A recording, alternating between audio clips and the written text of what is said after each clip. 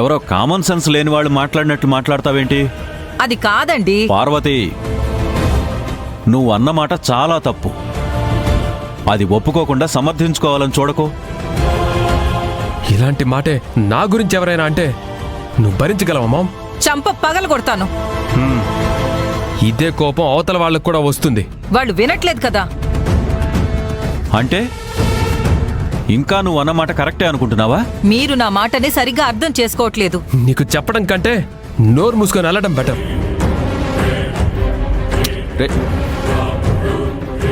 ఇప్పుడు బాగుందా? అది కాదండి. ఇంకా ఊరుకో పార్వతి.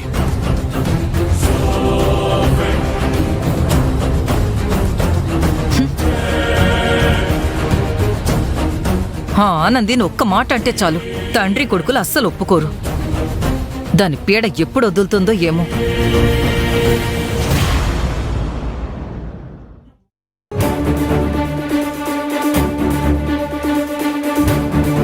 ఆనంది, మేడం ఏం మాట్లాడారే? నీ ప్రెగ్నెన్సీ గురించేనా? తెలిసిపోయిందా? నిజం చెప్పేశావా? అశ్విన్కి చెప్తా అని చెప్పారా? ఏం చెప్పవేంటి? చెప్పాల్సింది నేను కాదు, నువ్వు. నేనా? అవును, మేడం దగ్గరికి వెళ్ళి మాట్లాడింది నువ్వు, కానీ అది కాదు కదా.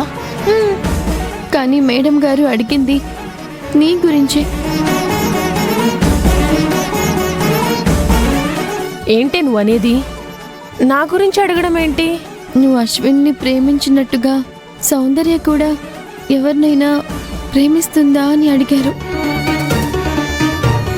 అలా ఎందుకు అడిగారే? దానికి సమాధానం సౌందర్య చెప్పాలి. చెప్పు సౌందర్య, మేడం గారు అలా ఎందుకు అడిగారు?